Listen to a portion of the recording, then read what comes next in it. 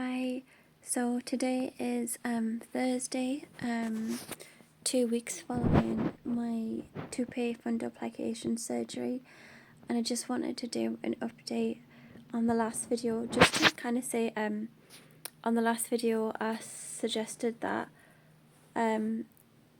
once you get to the 2 week stage, it might be possible for you to eat solid foods, because I ate an omelette that day, but I actually woke up the next morning and had a lot of soreness, and I guess it was inflammation in my esophagus, and that went on all morning.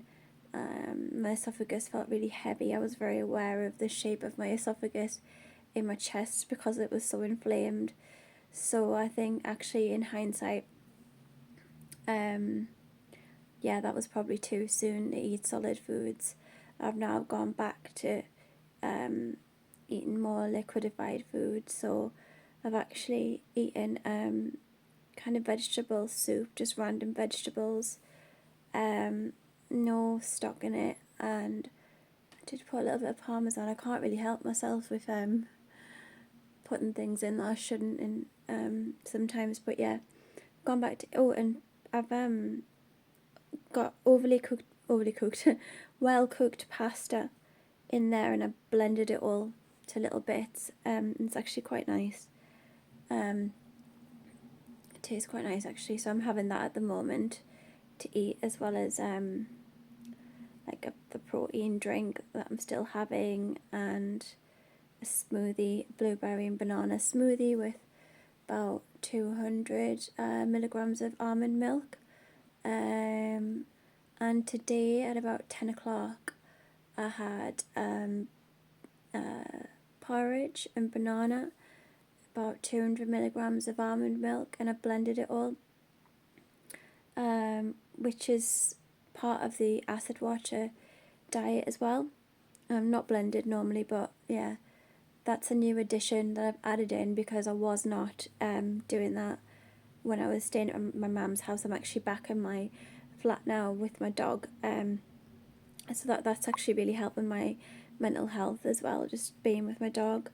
So yeah, so just say, yeah, I was a bit, I think the word would be overzealous about when you can eat solid foods. The other thing I wanted to share is just I've been having green tea like every day since the surgery. I've just read an article online just saying to be careful about the amount of caffeine you consume, because the acid is actually weakening the valve. I'm quite confused about it, because before the surgery I watched a lot of YouTube videos. Now I know YouTube is not a doctor, definitely not.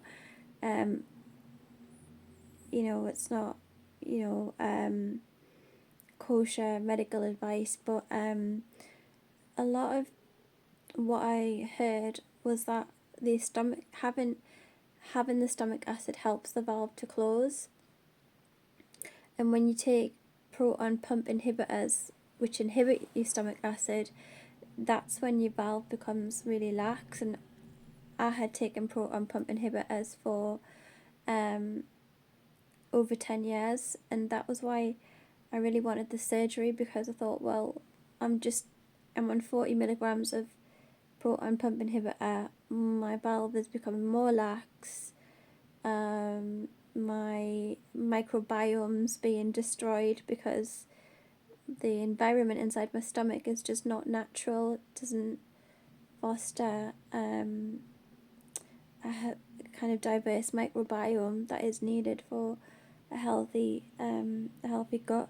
And also, if I've got no stomach acid, then my valve is become more and more lax because it doesn't detect the acid and it does not have to close.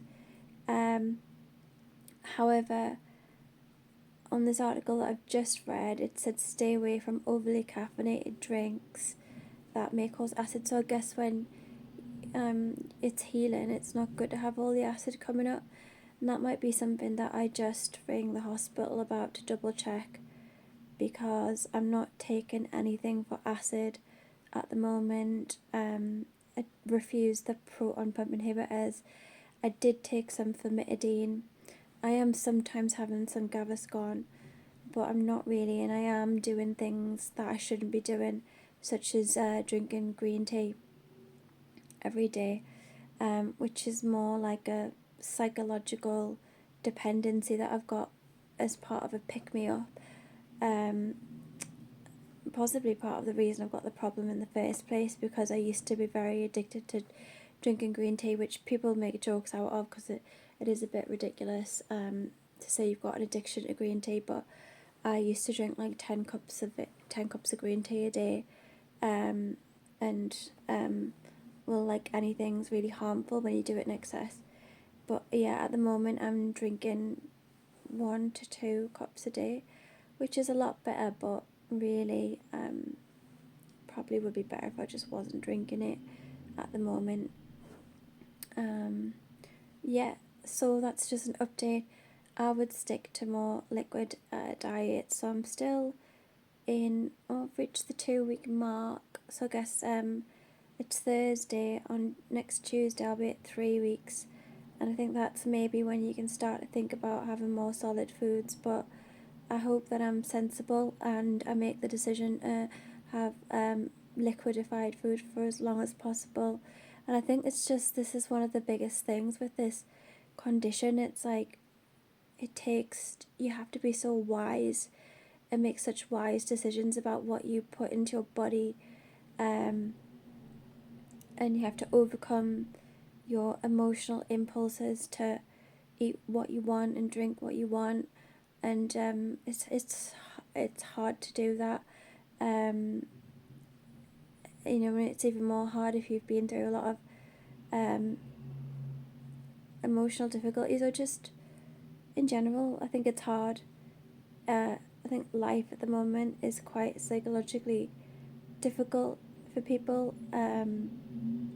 We put a lot of pressure on ourselves, and we look for ways to cope, and often that is through what we eat and what we drink. And when you have problems like a hiatal hernia and gastroesophageal reflux disease,